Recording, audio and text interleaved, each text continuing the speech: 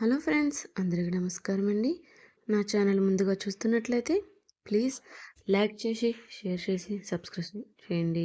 మీ support నాకు అందించండి. Doctors అందరినీ మీటింగ్ హాల్లో అటెండ్ అవ్వాలని స్టాఫ్ రూమ్లో ఇన్ఫర్మేషన్ పాస్ చేశారు డాక్టర్ సదానందం. ఎమర్జెన్సీ కేసెస్ ఎక్కువగా అవడంతో డాక్టర్స్ అంతా చాలా హడావుడిగా ఉన్నారు. ఇంపార్టెంట్ సర్జరీలో ఉన్న డాక్టర్స్ తప్ప మిగతా డాక్టర్స్ అందరూ ఆ ఎమర్జెన్సీ మీటింగ్కి అటెండ్ అయ్యారు. సర్జరీస్ కంప్లీట్ అయిన తర్వాత ప్రతి ఒక్కరూ ఆ మీటింగ్కి తప్పనిసరి. ఈవినింగ్ మీటింగ్కి అటెండ్ అవ్వాలి, అంతేకాని అటెండ్ అవ్వడానికి ఇష్టం లేక సర్జరీలో ఉన్నాము, వర్క్లో ఉన్నాము అన్నట్లుగా బిల్డప్ ఇస్తే పనిష్మెంట్ సివియర్గా ఉంటుంది అని హెచ్చరించినట్టే చెప్పారు డాక్టర్ సదానందం. సదానందం మాటలకు చుట్టూ అందరూ గనుకుతూ ఉంటే వస్తున్న నవ్వుని కంట్రోల్ చేసుకుంటూ ఆత్రం నటిస్తూ, సార్, ఈ మీటింగ్లో ఏదైనా ఇంపార్టెంట్ కేసు కోసం డిస్కస్ చేసి ఎక్స్ప్లెయిన్ చేస్తారా, లేదంటే క్లాస్ ఏమైనా చెప్తారా అంటూ అడుగుతుంది సింధు. మన హాస్పిటల్లో ఇంటర్సెక్షన్ జరగబోతుంది, నేను కూడా అతని గురించి మాట్లాడాలనుకుంటున్నాను, మరి మీరంతా ఏమనుకుంటున్నారు అని ప్రశ్నించాడు అందులో ఉన్న ఒక డాక్టర్. సార్, నేను నాతో పాటు కొంతమంది డాక్టర్స్ కలిసి ఒక ఇంపార్టెంట్ సర్జరీ షెడ్యూల్ చేశాం. సో ఆ సర్జరీ జరగాలి, పోస్ట్పోన్ చేయడం కుదరదు అంటూ కాస్త సంకోచిస్తూ మీటింగ్ హాల్లో ఉన్న ఒక వ్యక్తి లేచి చెప్పాడు. సదానందంతో, సరే, ఆ సర్జరీకి సైన్ చేసిన వాళ్ళు తప్ప మిగతా వాళ్ళందరూ అటెండ్ కావాలి అని స్ట్రాంగ్గా వార్నింగ్ ఇచ్చి స్టాఫ్ రూమ్ నుంచి వెళ్ళిపోయాడు సదానందం. అబ్బా సింధు, ఇది మరీ ఓవర్ అయినట్లు లేదు? నేను చచ్చినా కానీ ఆ మీటింగ్కు రాను. ఆ మీటింగ్కి అటెండ్ అవ్వాలని లేదు, అతను ఇచ్చే తొక్కలో స్పీచ్ వినాలని ఎటువంటి కోరిక లేదు. నేను ఇప్పుడే వెళ్ళిపోతున్నాను అని విసుగ్గా ఫేస్ పెట్టుకుని సింధు చేతిలోంచి తన చేతిని లాక్కుంటూ చెప్పింది. అదిరా, ప్లీజ్ అదిరా, మాట వినను అనుకుంటే మానేసే, కానీ మీటింగ్ అటెండ్ అవ్వకపోతే చాలా పెద్ద ప్రాబ్లం అవుతుంది. సైలెంట్గా వచ్చి అక్కడ కూర్చో, అంతే చాలు.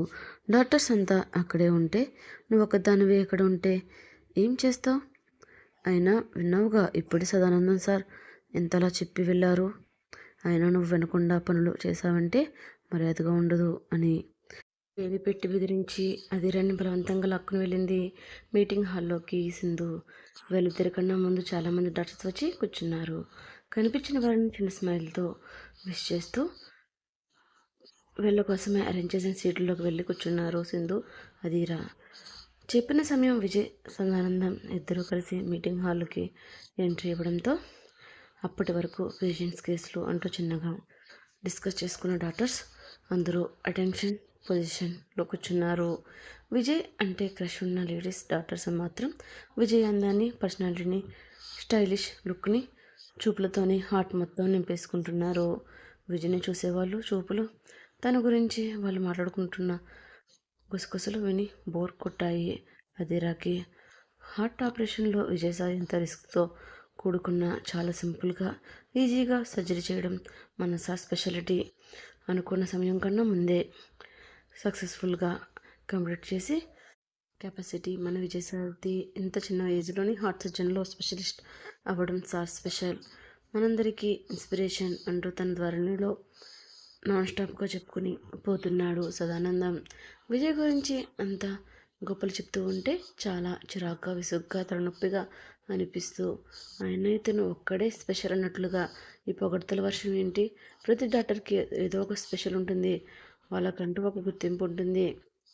ఏదో ఇతను ఒక్కరే డాక్టర్ అయినట్లుగా, ఇతనికి ఒక్కరికి గుర్తింపు ఉన్నట్లుగా ఈ మహానుభావుడు తప్ప మరి ఎవరు హార్ట్ సర్జరీ చేయరు అన్నట్టుగా తెగ బిల్డప్ ఇస్తున్నారు అని కళ్ళు మూసుకొని మనసులోనే విసుక్కుంది అదిరా. సదానందం గారు చెప్పినట్లుగా ఏమీ లేదు, ప్రతి డాక్టర్కి ఏదో ఒక టాలెంట్ ఉంటుంది, అలాగే వాళ్ళకుంటూ ఒక స్పెషల్ ఉంటుంది. ఇలా నన్ను ఒక్కడిని స్పెషల్గా అన్నట్లుగా చూపించడం ఏమీ బాగోలేదు అని సదానందం అతని పొగడుతూ మాట్లాడుతున్న మాటలను మధ్యలోనే ఆపేశాడు విజయ్. సదానందం ఒక చిన్న స్మైల్తో తల ఊపి, సరే, మీరంతా ఎక్స్పెక్ట్మెంట్తో వెయిట్ చేస్తున్న లైవ్ హార్ట్ సర్జరీ ఇప్పుడు చేసే అవకాశం మీ అందరికీ వచ్చింది. సో ఆ సర్జరీకి సంబంధించిన డీటెయిల్స్ అన్నీ సార్ స్వయంగా చెప్తారు. నెక్స్ట్ ఈ మీటింగ్ ఎందుకు కంప్లీట్ చేశారో చెప్తారు అని తన ప్లేస్లోకి వెళ్ళి కూర్చున్నాడు Sadanandam. Vijay sir heart surgery కోసం ఈగర్గా వెయిట్ చేస్తున్న సీనియర్ జూనియర్ డాక్టర్స్ అందరూ విజయ్ ఏం చెప్తారు అని చెవులు ఎక్కించి వింటున్నారు. నేనేం చెప్పాలనుకున్నాను ఆ మ్యాటర్ అంతా సీనియర్ డాక్టర్ చెప్పేశారు. ఇక నాకు చెప్పడానికి ఇంకేమీ లేదు. నా లైవ్ హార్ట్ సర్జరీ మీ అందరికీ యూజ్ అవుతుందని ఎక్స్పెక్ట్ చేస్తున్నాను. ఎవరికి ఎలాంటి డౌట్స్ వచ్చినా నిర్మోహమాటంగా అడగండి అని చాలా నార్మల్గా చెప్పాడు విజయ్. తన మాటలు వినటం కానీ అతనిని చూడడం కానీ ఇష్టం లేదు అన్నట్లుగా అదిరా నెమ్మదిగా ఎవరికి కనబడకుండా చైర్ కిందకి జారి ఆవలింతలు తీసుకుని కొనుపాట్లు పడుతుంది. ఇదంతా ఊరగంట గమనిస్తున్న విజయ్కి కోపం తెప్పిస్తున్నా కంట్రోల్ చేసుకుంటూ ఈ అమ్మాయిని ఇలా విడిచిపెట్టకూడదు, పనిష్మెంట్ కంపల్సరీ తనకి ఇవ్వాలి అని మనసులోనే అనుకుని సైలెంట్గా ఊరుకున్నాడు విజయ్. నాకు లైవ్ సర్జరీలో ఇంటర్నెల్లో ఎవరైనా ఒకరు అసిస్ట్ చేయాలి అని విజయ్ చెప్పిన వెంటనే డాక్టర్స్ అందరూ చాలా ఎక్సైట్మెంట్ అవుతూ ఆ ఆఫర్ ఎవరికి వస్తుందో, ఎవరు విజయ్ దగ్గర ఉండి అసిస్ట్ చేస్తారా అని ఈగర్గా వెయిట్ చేస్తూ ఉన్నారు. వాళ్ళు డిస్కషన్ వింటూనే సైలెంట్ అయ్యాడు విజయ్.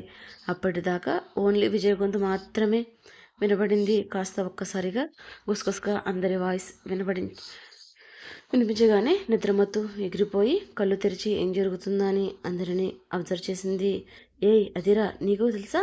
ఎక్సైట్గా ఫీల్ అవుతూ విజయ్ సార్కి సర్జరీలో అసిస్ట్ చేసే ఛాన్స్ మనకిస్తారంట. సార్తో సర్జరీ చేసే ఛాన్స్ మనకు దొరికితే ఎంత బాగుంటుందో. నిజంగా మనకన్నా లక్కీ పర్సన్స్ ఇంకెవరు ఉండరు. సార్తో సర్జరీ చేయడం ముఖ్యంగా అత్యాశ అవుతుంది.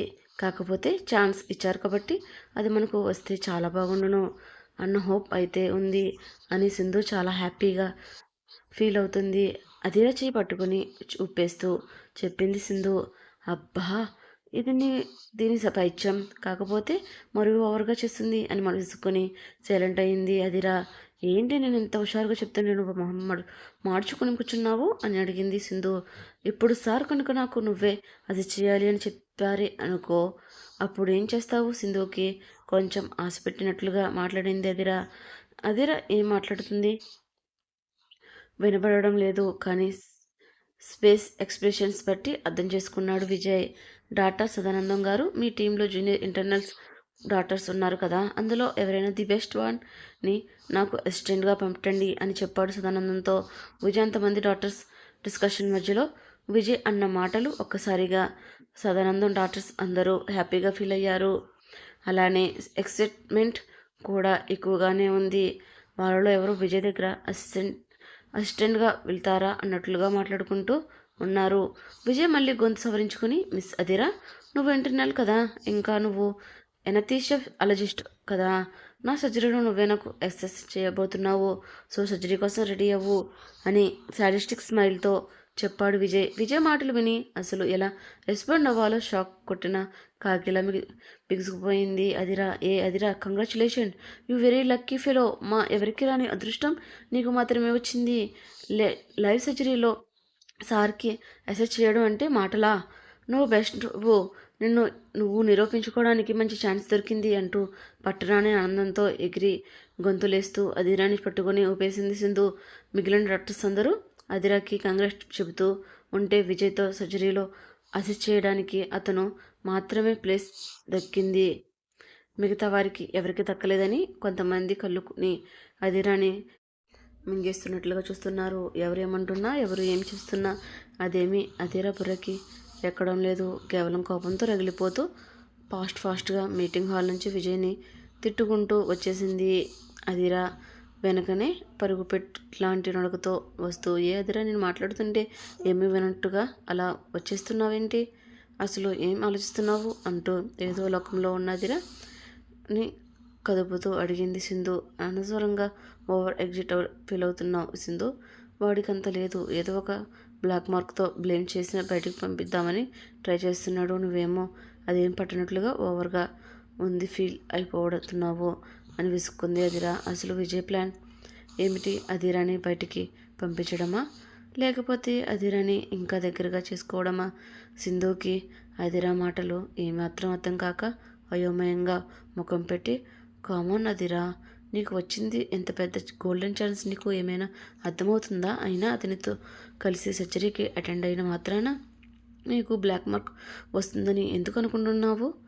నాకు అర్థం కావడం లేదు అంది సింధు మాటలు విన్న అదిరా. ఆ సర్జరీలో మాతో పాటు ఎంతమంది ఎంతమంది ఎనస్థీషియాలజిస్టులు అటెండ్ కావాలో తెలుసా నీకు? బట్ వాళ్ళందరినీ పంపించేసి నన్ను మాత్రమే ఎంగేజ్ చేశారు.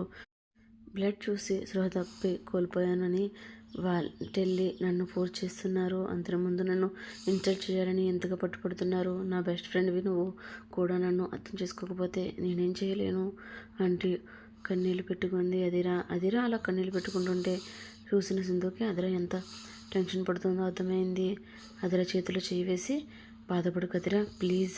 అయినా విజయ్ ఎందుకని అంతగా పట్టుపడ్డాడో నాకు అర్థం కావడం లేదు అంది అదిరా కళ్ళు తుడుచుకుంటూ. ఇంకెందుకు ఇలా అయినా సరే ఏదో ఒకటి చేసి అందరి ముందు నన్ను ఇన్సర్ట్ చేసి నా పైన గ్రేజ్ తీసుకోవాలి అనేది అతని ప్లాన్. అలాంటి సిచ్యువేషన్లో కూడా నేను ఏ స్టెప్ వేయాలో నాకు అర్థం కావడం లేదు.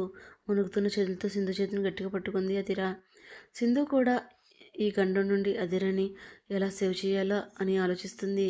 అలా కొంత టైం అయిన తర్వాత అదిరాని ఏదో డిసైడ్ అయినట్లుగా నాకు ఐడియా వచ్చింది. సింధుకి అర్థం కానట్లుగా బ్రో ఎగరేస్తూ ఐడియానా ఏంటి అని అడిగింది.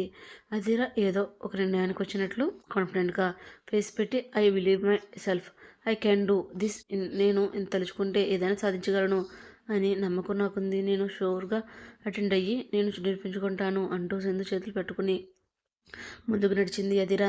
మరి అయితే అదిరా సాధించి తను సక్సెస్ అవుతుందా లేదా వెయిట్ అండ్ సీ.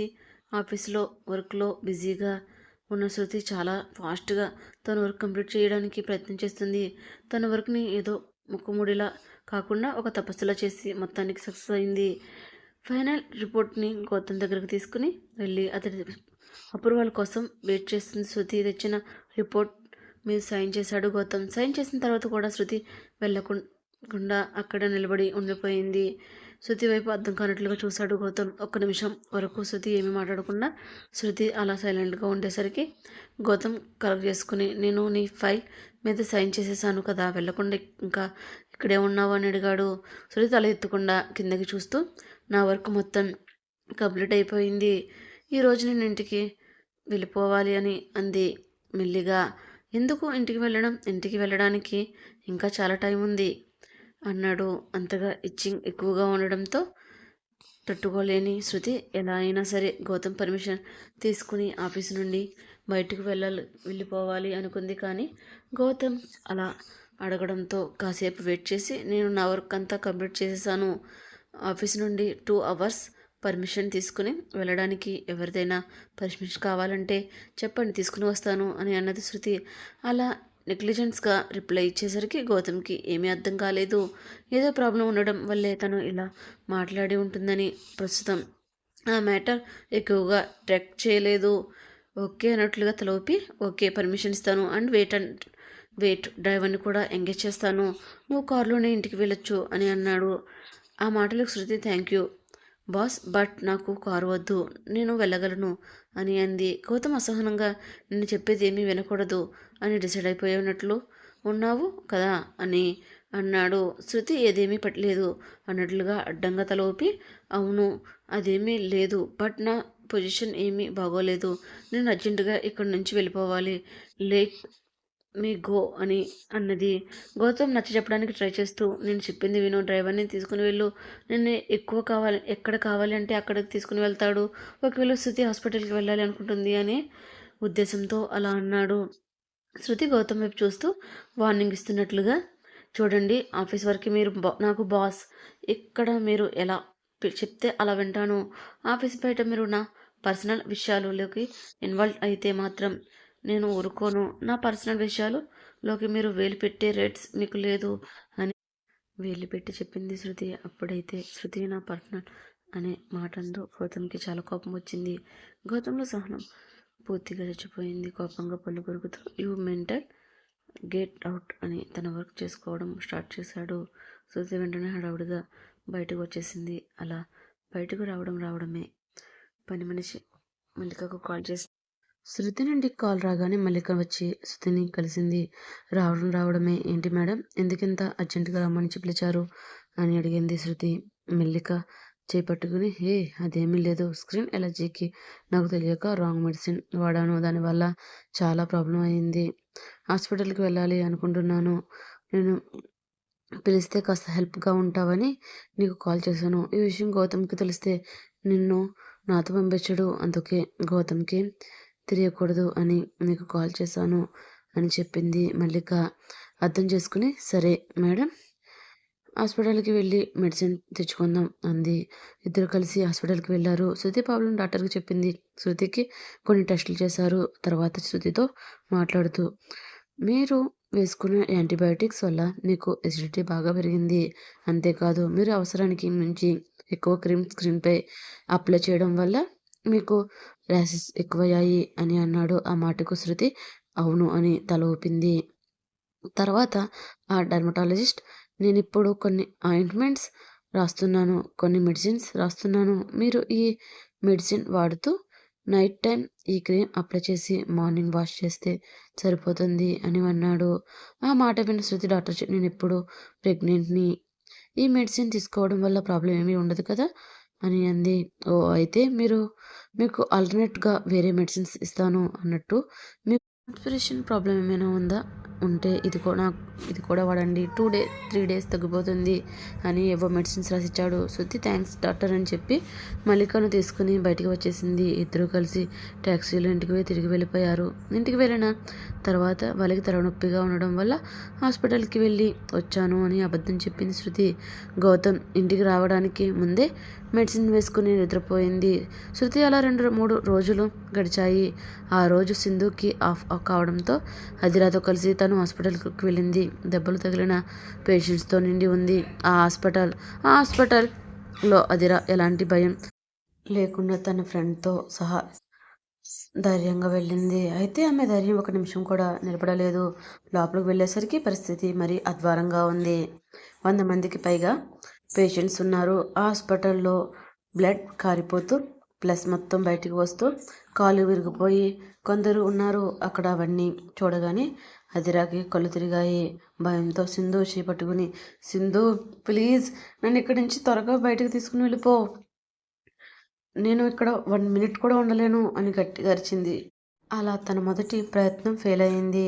రెండోసారి వాళ్ళు బ్లడ్ స్టోర్ చేసే బ్లడ్ బ్యాంక్ దగ్గరికి వెళ్ళారు. అక్కడ రకరకాల బాటిల్స్లో బ్లడ్ స్టోర్ చేశారు.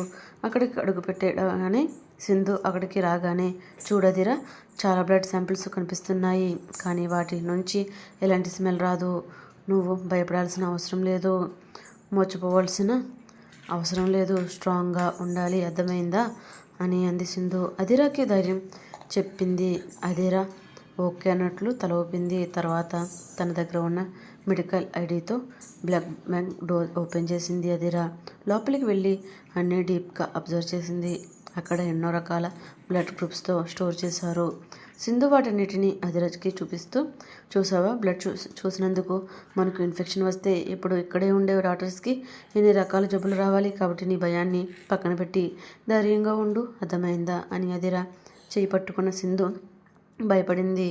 ఎందుకంటే అప్పటికే అదిరా సహ కోల్పోవడంతో భయపడిన సింధు అదిరాని కింద పడిపోకుండా పట్టుకుంది. అలా వాళ్ళ రెండో ప్రయత్నం కూడా చేజారిపోయింది. జాబ్ చేసి తిరిగి వచ్చిన విజయ్ ఏదో ఫోన్ కాల్ రావడంతో వాళ్ళ ఇంటి గేట్ ముందు నిలబడి కాల్ అటెండ్ చేశాడు.